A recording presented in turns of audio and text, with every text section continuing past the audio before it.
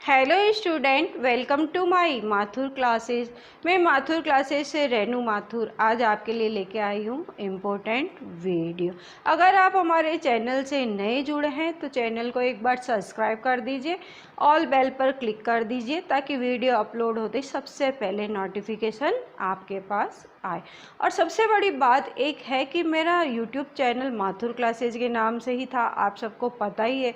वो किसी ने हैक कर लिया है तो मैंने वापस नया चैनल बनाया है और इसमें मैं जो चैप्टर अपना चल रहा था उसी को ही वापस रेगुलर किया है। प्रदीप्ति वाला चैप्टर अपन को स्टार्ट करना था, वापस उसी की वीडियो बनाई है। तो आप सभी से एक रिक्वेस्ट है कि सभी स्टूडेंट्स एक बार चैनल को सब्सक्राइब कर दीजिए, जो पुराने स्टूडेंट है वो भी, और जो नए आप चैनल से जुड़े हैं वो भी चैनल को एक बार सब्सक्राइब कर दीजिए, ऑल बेल पर क्लिक कर दीजिए ताकि वीडियो अपलोड होते सबसे पहले नोटिफिकेशन आपके पास आए। एक बार वीडियो देखिए, 2 बार देखिए, तसल्ली से 2-3 बार वीडियो आराम से देखिए। आपको वीडियो पसंद आती आप वीडियो को लाइक करके कमेंट और शेयर ज़रूर कीजिए। और कई ऐसे हैं कि जो वीडियो अपलोड होते ही सबसे पहले उसको डिसलाइक करते हैं। तो मेरा आपको कहने का मतलब यही है कि आप डिसलाइक करो, कोई मना नहीं है, परंतु आप एक बार पूरी वीडियो देखिए तो सही। आपको कहाँ नहीं समझ में आता है, कहाँ पसंद नहीं आता है, फिर आप डिसलाइक करो। आप बगैर देखे आप डिसलाइक कर रहे हो तो उस आप डिसलाइक करो, कोई दिक्कत नहीं है, पर एक बार आप वीडियो को पूरी ज़रूर देखिए। आज अपन प्रदीप्ति चैप्टर पढ़ेंगे जो इल्यूमिनेशन है, फर्स्ट ईयर इलेक्ट्रिशियन का है। देखो, वायरमैन का भी यही कोर्स है, आप वायरमैन के स्टूडेंट हैं तो भी आप इन वीडियोज़ को देख सकते हैं। तो इलेक्ट्रिशियन और वायरमैन का करीब सेम कोर्स है। प्रदीप्ति अपने इल्यूमिनेशन चैप्टर आता है तो उसमें सबसे पहले आता है प्रकाश, कि भाई प्रकाश क्या होता है। देखो, आप अपने घर में रोशनी देखते हैं, लाइट शाम पड़ती है, लाइट जलाते हैं तो क्या है, प्रकाश है। या दिन में उठते हैं तो सूर्य का कौन सा होता है, प्रकाश होता है। तो सबसे पहले अपन प्रकाश के बारे में देखते हैं कि प्रकाश क्या है।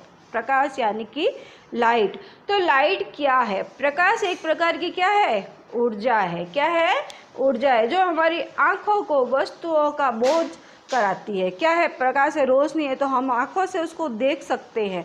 तो आँखों की दिखाता है जब किसी प्रकाश स्रोत से उत्सर्जित प्रकाश की किरणें किसी वस्तु पर पड़ती है तो उसे टकराकर हमारी आँख तक पहुँचती है तो वो हमें दिखाई देने लगती है। तो ये क्या हो गया, प्रकाश हो गया है। ये तो हो गया प्रकाश। अब आता है कि सूर्य का श्वेत प्रकाश। अब जो आप जब देखते हो सूरज भगवान की रोशनी आती है तो कौन सा प्रकाश आता है, सफ़ेद रोशनी आती है। परंतु जब ये सफ़ेद रोशनी आ रही है, सूर्य का श्वेत प्रकाश आ रहा है, तो इसके अंदर कितने कलर्स का मिश्रण होता है आप सभी बता सकते हैं। इसमें किस 7 रंगों का मिश्रण होता है। कई बार अपन देखते हैं बारिश के दिनों में इंद्रधनुष दिखता है, तो इंद्रधनुष क्या है, 7 रंगों का होता है। तो सूर्य का श्वेत प्रकाश है, तो सूर्य का श्वेत प्रकाश 7 विभिन्न रंगों का मिश्रण होता है। अब 7 रंग कौन कौन से हैं, पहला है बैंगनी, बैंगनी को कहते हैं वॉयलेट। दूसरा है आसमानी, आसमानी को कहते हैं इंडिगो। तीसरा है नीला यानी कि ब्लू। चौथा है पीला यानी कि येलो। नारंगी यानी कि ऑरेंज। लाल यानी कि रेड। हरा यानी कि ग्रीन। ये 7 कलर से ये बना है। इसका शॉर्ट फॉर्म है VIBGYOR, VIBGYOR। तो ये अपन को 7 रंग इसके अंदर अपन को दिखाई देते हैं। अब अपन करते हैं ऊष्मीय एवं विकिरण।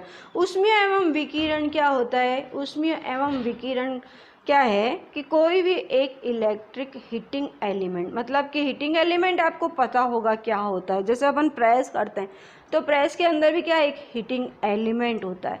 या अपन ने हीटर देखा है, हीटर के अंदर भी एक क्या है, हीटिंग एलिमेंट होता है, वैद्युतिक ऊष्मक तंतु।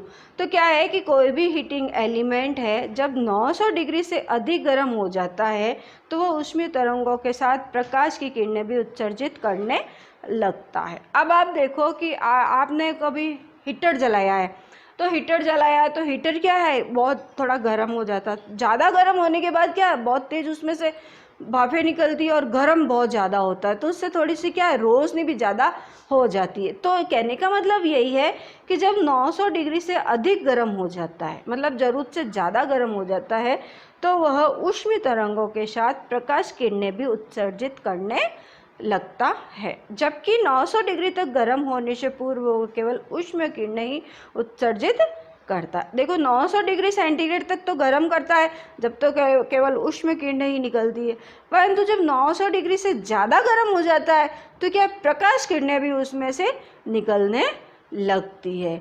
अब जो हीटिंग एलिमेंट है उसका गलनांक हमेशा उच्च होना चाहिए। गलनांक को कहते हैं मेल्टिंग पॉइंट। तो हीटिंग एलिमेंट है, हीटिंग एलिमेंट का गलनांक हमेशा उच्च होना चाहिए।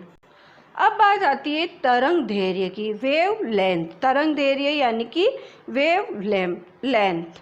तरंग दैर्घ्य को आपने अपने देखा है कि ऐसे अपन लैम्डा से डिनोट करते हैं, कई बार लैम्डा से डिनोट करते हैं ना, तो तरंग दैर्घ्य वेव लेंथ।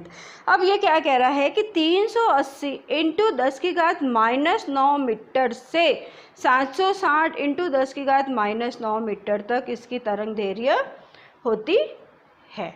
अब जो तरंग दैर्घ्य प्रकाश रंग की बैंगनी रंग की प्रकाश किरणों की वेवलेंथ सबसे कम होती है। आपसे क्वेश्चन ये पूछा जाए कि प्रकाश किरणों की वेवलेंथ सबसे कम किसकी होती है, तो बैंगनी रंग होता है, इसकी वेवलेंथ सबसे कम होती है। कम यानी कि 380 इंटू 10⁻⁹ मीटर, ठीक है। परंतु इसकी जब वेवलेंथ कम होएगी तो इसकी जो फ्रीक्वेंसी है वो हमेशा क्या रहेगी, उच्च रहेगी। क्या रहेगी, उच्च रहेगी। सेकंड थर्ड पॉइंट है सबसे कम तरंग दैर्घ्य वाली तरंगों का पराबैंगनी अल्ट्रावायलेट होता है, ठीक है। वो तरंगे कौन सी होती है, पराबैंगनी तरंगे होती है। फिर है लाल रंग की प्रकाश किरणों की तरंग दैर्घ्य सबसे अधिक होती। देखो सबसे कम तो किसकी होगी, बैंगनी की होगी, और सबसे ज़्यादा तरंग दैर्घ्य की किसकी होगी, लाल रंग की। तो सबसे कम कितनी होगी 380 इंटू 10⁻⁹ मीटर, परंतु सबसे ज़्यादा कितनी होगी 760 इंटू 10⁻⁹ मीटर। तो ये देखो लाल रंग की प्रकाश किरणों की तरंग दैर्घ्य सबसे अधिक होती है, यानी कि 760 इंटू 10⁻⁹ मीटर। जब तरंग दैर्घ्य इसकी सबसे ज़्यादा होगा तो फ्रीक्वेंसी कम होगा, जब तरंग दैर्घ्य कम होगा तो फ्रीक्वेंसी क्या होगा, उच्च होगा। फिर नेक्स्ट पॉइंट आता है सबसे अधिक तरंग दैर्घ्य वाली तरंगों को अवरक्त या इंफ्रारेड IR कहते हैं। तो ये तरंग दैर्घ्य के बारे में हो गया है। आप अपने वीडियोज़ के साथ साथ नोट्स भी आप लिख सकते हैं, इतने क्लियर और इतने अच्छे तरीके से नोट्स बने हुए हैं रेनू मैम के, तो आप आराम से वीडियो को देख के नोट्स भी बना सकते हैं। आपको यूट्यूब चैनल तो बहुत सारे हैं, इलेक्ट्रिशियन की बहुत सारी वीडियोस मिलेगी आपको, परंतु ऐसे नोट्स के साथ आपको बहुत कम वीडियो मिलेगी, तो आप देखते रहिए। अब इस चैप्टर की बहुत सारी डेफिनेशंस भी होती है, परिभाषाएं, जिनको अपन को यूनिट याद रखनी पड़ेगी और इसको किससे डिनोट करते हैं, इसका क्या मात्रक है, ये सब अपन को याद रखना पड़ेगा। फॉर्मूला क्या है, तो जैसे प्रदीप्ति पुंज, पहला डेफिनेशन है प्रदीप्ति पुंज, लुमिनियस फ्लक्स। प्रदीप्ति पुंज को इंग्लिश में कहते हैं लुमिनियस फ्लक्स। इसकी डेफिनेशन है किसी प्रकाश स्रोत से उत्सर्जित होने वाली प्रकाश किरणों की कुल मात्रा प्रदीप्ति पुंज कहलाती है। अब आपके क्वेश्चन में आ गया किसी प्रकाश स्रोत से उत्सर्जित होने वाली प्रकाश किरणें की कुल मात्रा क्या कहलाती है। 4 ऑप्शन दे दिए। अब 4 ऑप्शन में से अपन को पता होगा कि इसको क्या कहते हैं, तभी अपन इसका आंसर लिख सकते हैं। तो प्रदीप्ति पुंज यानी कि ल्यूमिनियस फ्लक्स, इसकी क्या डेफिनेशन है, किसी प्रकाश स्रोत से उत्सर्जित होने वाली प्रकाश किरणों की कुल मात्रा प्रदीप्ति पुंज कहलाती है। अब ल्यूमिनियस फ्लक्स को अपन F से भी डिनोट कर सकते हैं और फाई से भी डिनोट करते हैं। और इसकी जो यूनिट होती है क्या होती है, ल्यूमन होती। क्या होती है, ल्यूमन होती, LM।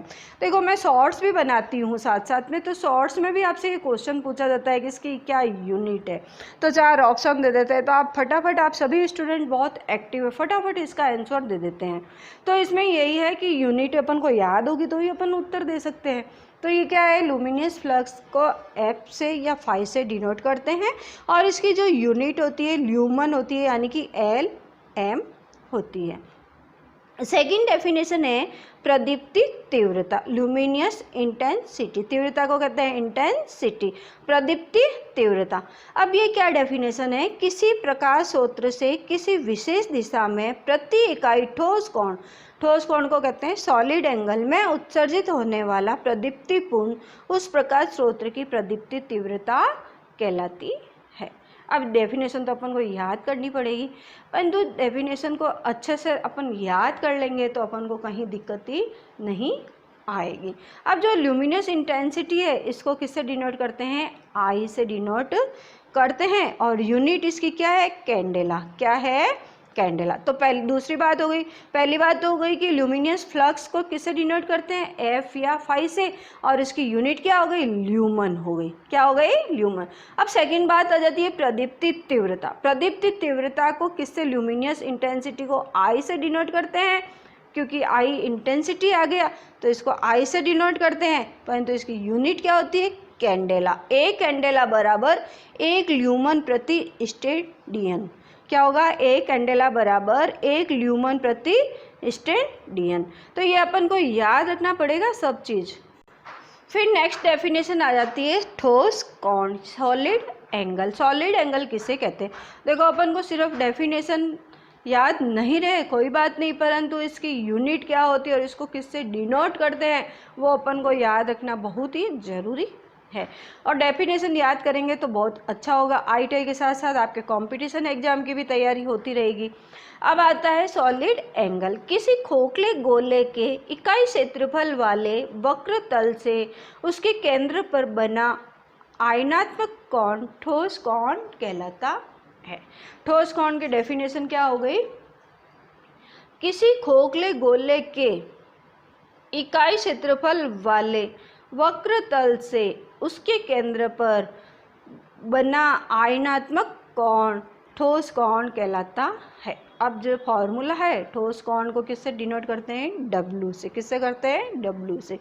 तो एक ठोस कोण बराबर फॉर्मूला हो गया गोले के वक्र तल का क्षेत्रफल अपॉन गोले का अर्धव्यास का होल स्क्वायर।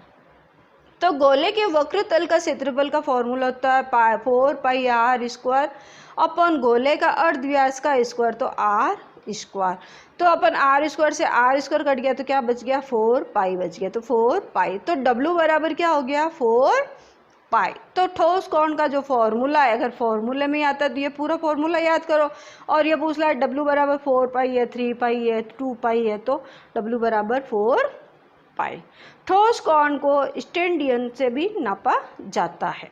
ठीक है, नेक्स्ट डेफिनेशन आ जाती है ल्यूमन। अब ल्यूमन क्या होता है, एक मानक मोमबत्ती से एक ठोस कोण से उत्सर्जित होने वाली प्रकाश की कुल मात्रा 1 ल्यूमन कहलाती है।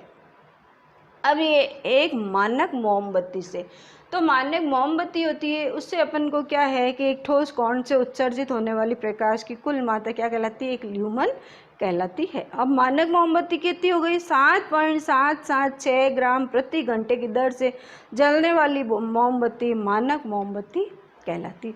अब मैंने यहाँ बता दिया कि भाई एक मानक मोमबत्ती से एक ठोस कोण से उत्सर्जित होने वाली प्रकाश की कुल मात्रा 1 ल्यूमन कहलाती।